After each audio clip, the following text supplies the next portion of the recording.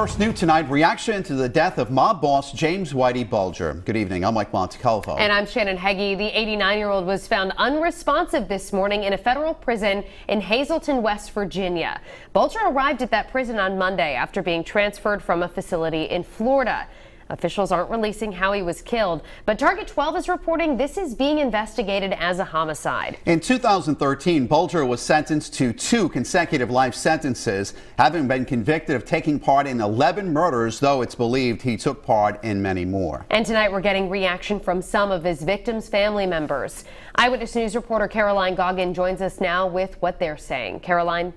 Shannon and Mike, earlier today, Boston 25 News caught up with Bulger's brother, Jackie. At the time, he said he hadn't heard about his brother's death.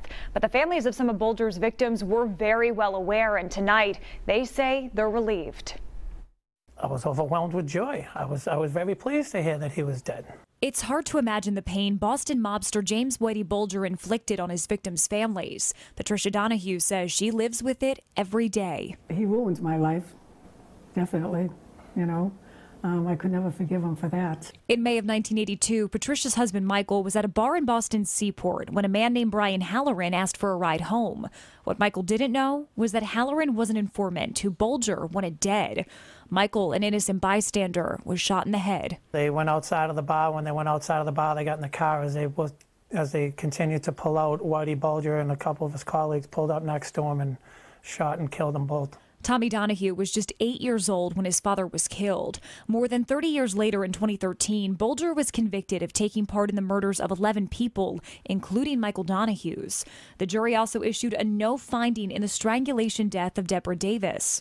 Her brother Stephen, relieved to hear the news of Bulger's violent death. I hope it was a brutal murder instead of a natural cause, and I hope all the families and everybody else are looking at this as a positive and a close for them.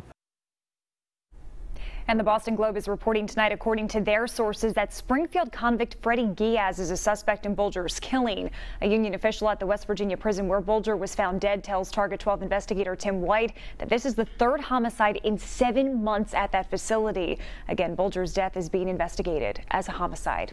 I'm Caroline Goggin, Eyewitness News.